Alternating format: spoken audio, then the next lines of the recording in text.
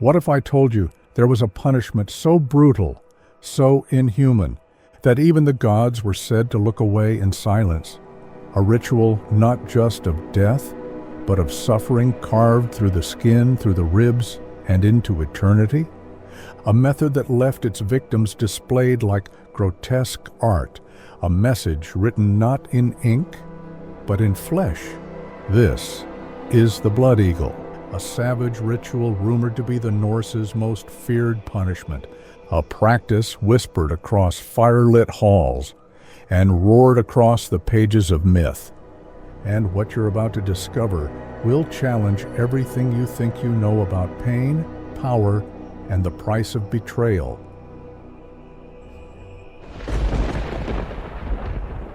Into the mist of history. The year is 867 AD. The location, Northumbria, in what is now modern-day England. A king kneels in the mud. His breath fogs in the icy air. His eyes, wide, defiant, scan the sea of warriors before him. Towering figures, broad shoulders, braided beards crusted with ice, and in their midst, a blade, gleaming, ritualistic, forged not just to kill, but to announce. There is no courtroom here, no jury, no appeals, only the sentence and the ritual, the blood eagle. They say what happened next made the gods themselves look away. But where does this story come from? Is it historical fact, or a dark legend carried through the centuries by storytellers who knew the power of fear? Today, we peel back the fog of time. We'll journey through the Viking Age, examine sacred texts, sagas, and historical accounts, and confront the very real possibility that the blood eagle may have been more than just myth.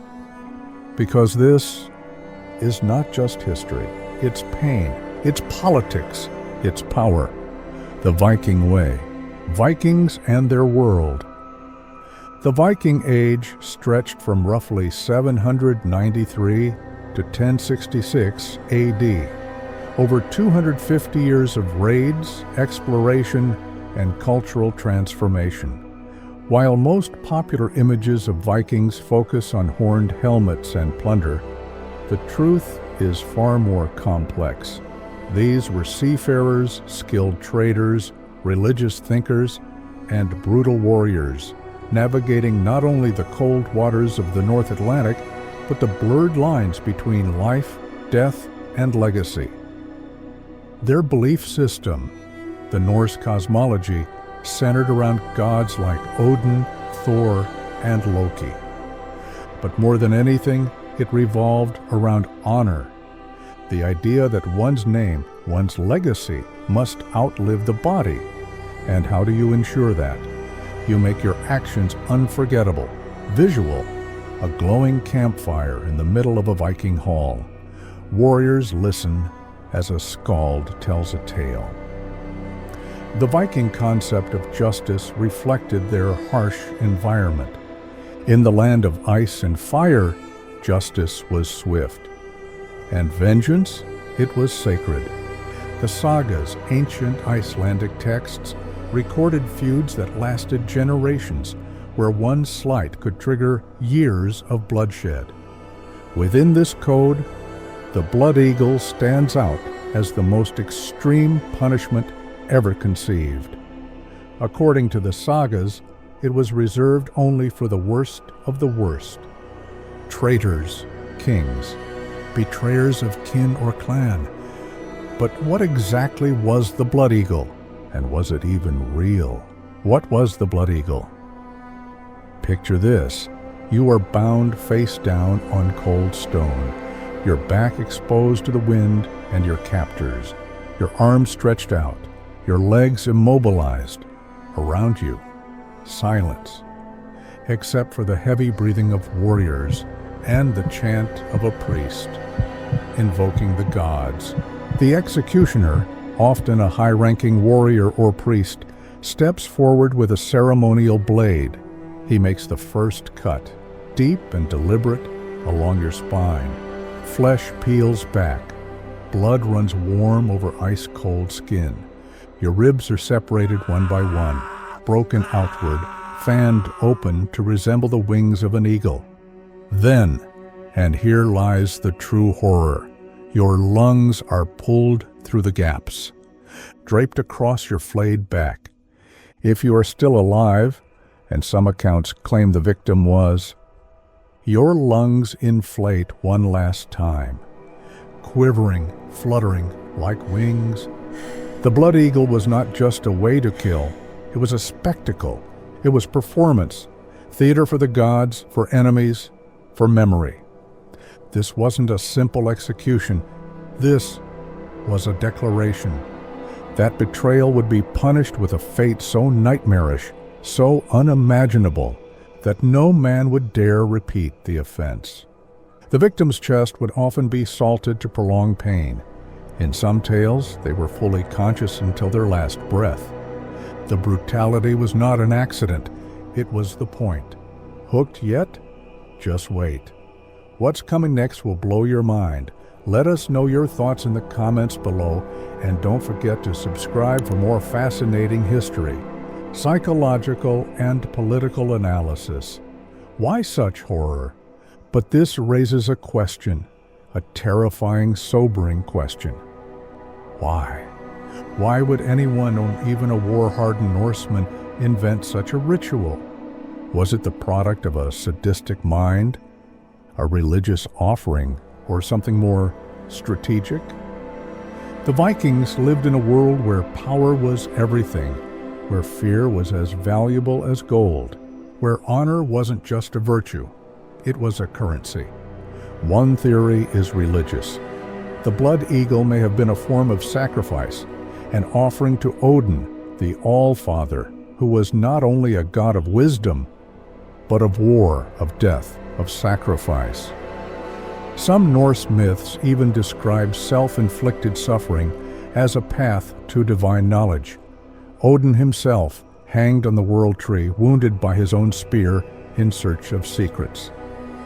Professor Roberta Frank, a renowned medievalist at Yale, studied the Old Norse texts in depth. She argues that the blood eagle may not have been a literal ritual, but a poetic expression used by Norse storytellers to describe total domination.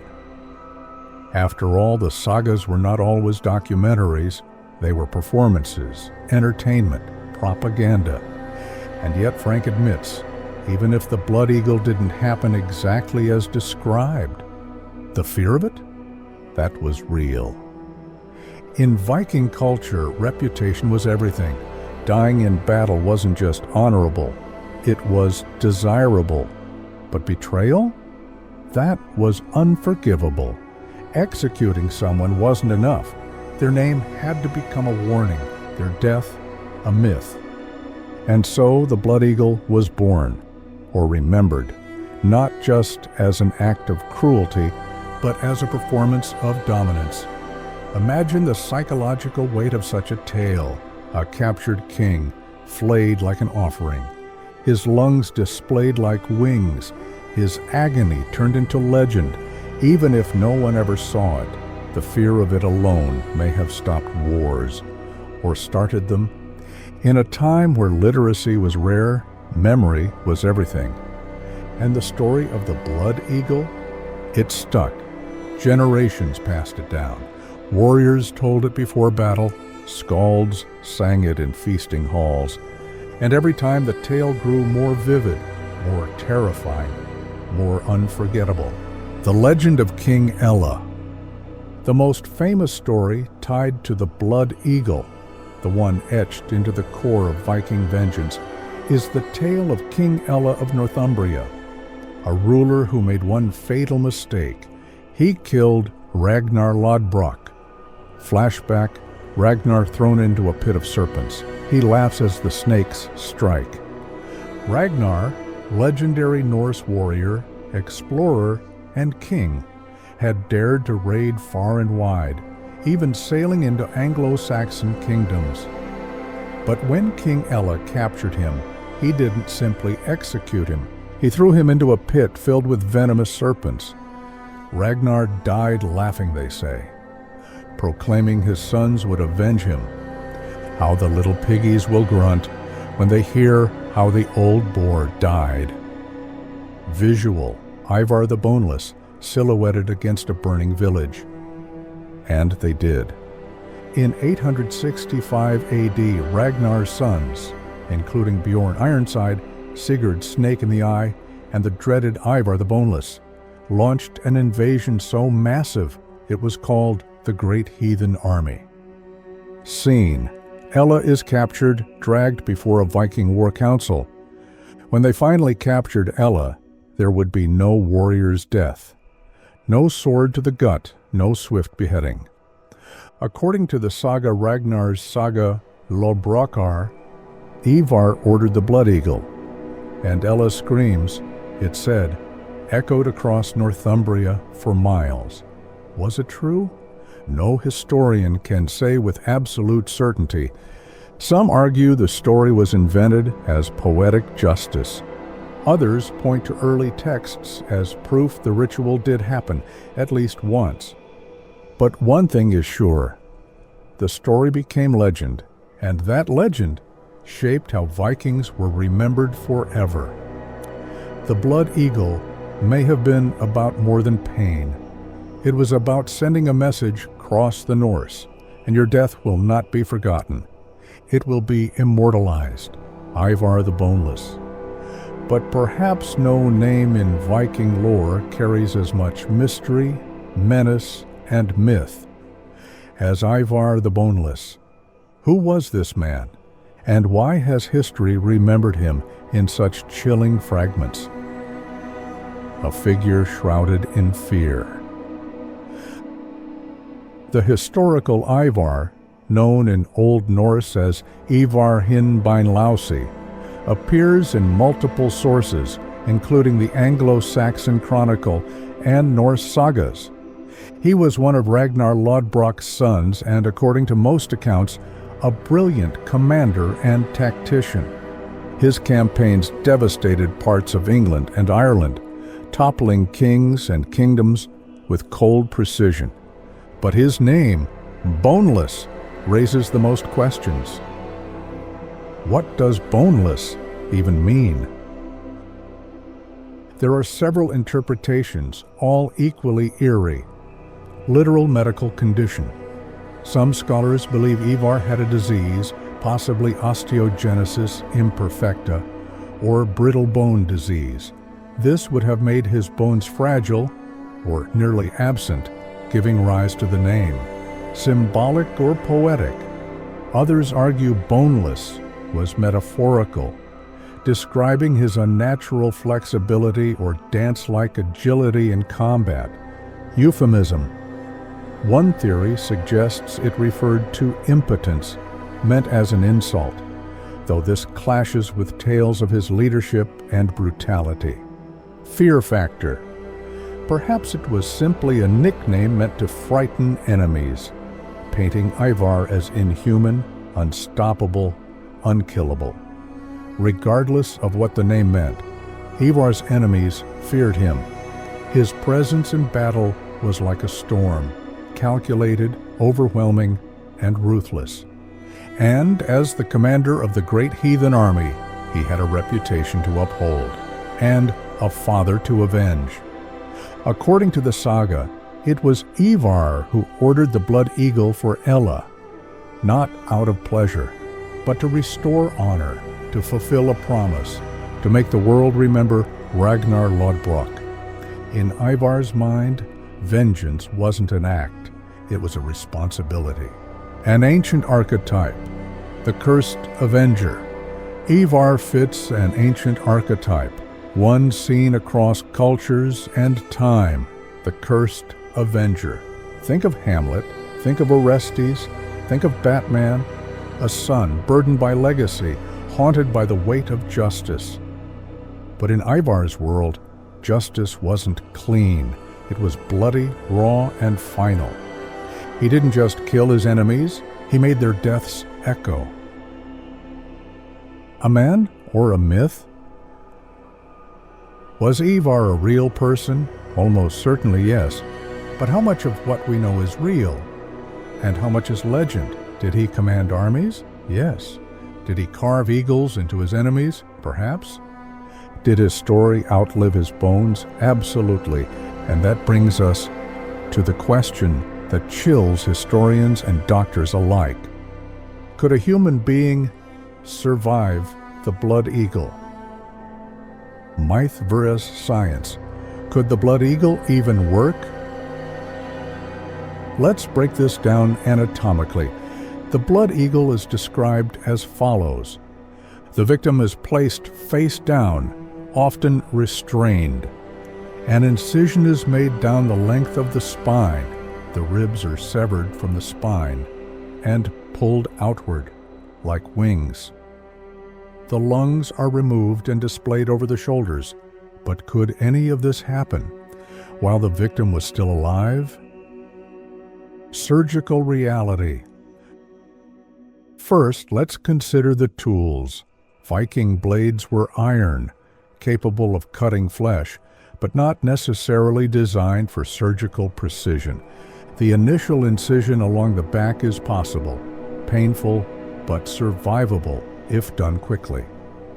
Next comes the rib separation. Severing the ribs from the vertebrae would require tremendous force and expose the thoracic cavity. This would cause massive blood loss, shock, likely unconsciousness in under 2 minutes. Even if the victim stayed conscious through the initial rib break, the moment the lungs were exposed, things would get much worse.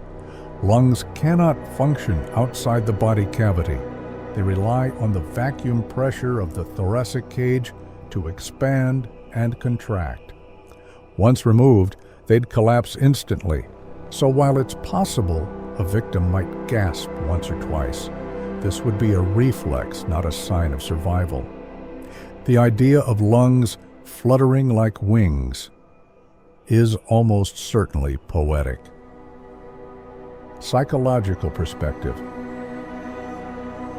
But remember, this wasn't about practicality, it was symbolism, a punishment so extreme it defied logic, a death so grotesque it became divine.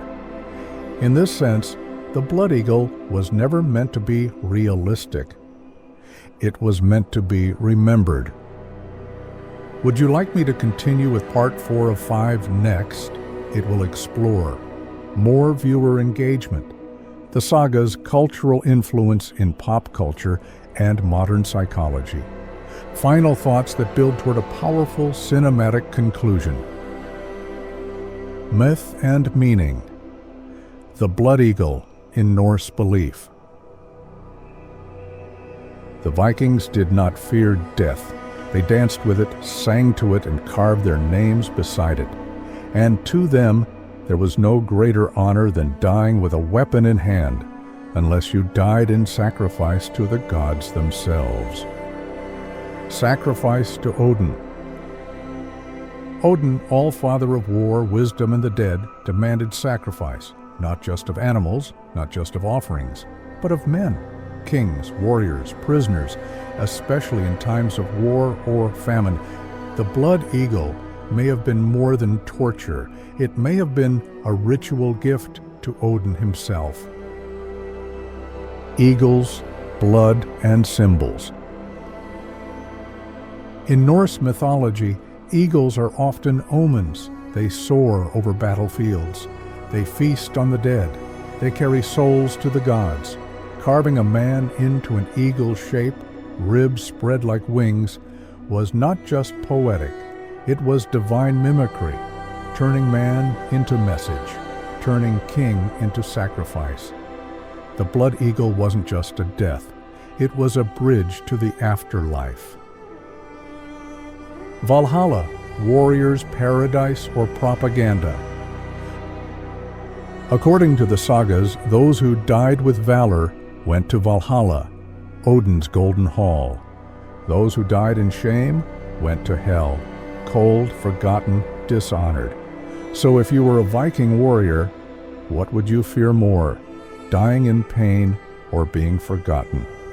Perhaps this is why the blood eagle was accepted, or even celebrated, as long as it happened to your enemies. A death that guaranteed immortality. The blood eagle didn't just kill a man, it ensured that his name, and the name of his killer, would echo through time. It was performance, it was poetry, it was politics, a stage built from flesh and bone, the blood eagle in pop culture. Today, the blood eagle lives again, not in fields of war, but in pixels and screens. In the show Vikings, we see a stylized, near-theatrical version of the blood eagle. The music swells. The victim doesn't scream. It's beautiful, tragic, sanitized. But the reality, no music, just blood, screams, and the smell of burning bone. Why are we still fascinated? From Reddit threads to YouTube deep dives, the blood eagle has become clickbait for the curious. Why? Because it flirts with the forbidden. We want to understand cruelty, to look into history's darkest rituals and say, we would never do that. But deep down, we wonder, what if we could? Symbols that outlive civilizations. The blood eagle is a fossil of fear, preserved in saga, myth, and now streaming content. It reminds us that terror, like truth, evolves, but its bones remain unbroken. Legacy of pain, memory, myth, and the blood eagle. What transforms a brutal act into timeless legend? What makes pain echo for generations? It is storytelling. And in the Norse world, the Skalds, Viking poets, were the keepers of truth, myth, and everything in between. Through verse, song, and saga, the blood eagle was immortalized, passed from fire to fire, voice to voice, until it no longer needed to be witnessed, to be feared. The blurring of fact and fiction. Historians argue over the blood eagle's authenticity. The evidence is poetic, not physical. Some say it was a misreading of poetic kennings, Norse metaphors that could mean flight, lungs, suffering. Others believe it's too detailed not to have some basis in reality. Perhaps the truth lies in the middle. Perhaps the blood eagle didn't need to be real enough. Why we still look back. We revisit the blood eagle not because we want to relive the horror, but because we crave understanding of how people used myth to justify cruelty, of how fear is a weapon, of how stories endure, even when the people telling them are long gone. So what is the blood eagle truly? A punishment? A performance? A prayer? Perhaps it is all three. A scream carved into history's ribs, a warning in flesh and flame, a shadow that stretches from Ragnar's pit to the quiet darkness of our own curiosity. If this journey through Viking vengeance and ancient horror stirred something in you, subscribe, comment, share the legend. Do you believe the blood eagle happened? And even if it didn't, does that make it any less powerful? Join the conversation below. And remember, never look away from history's darkest corners. Because in the shadows, we find truth. Thanks for watching. If this story shook you, if it forced you to reconsider what you thought you knew about the Vikings, give this video a thumbs up and share it with a fellow history lover. What other ancient punishments or legends should we explore next? And do you think there's anything more terrifying than the blood eagle? Let us know in the comments. Until next time, stay curious, stay questioning, and never underestimate the past.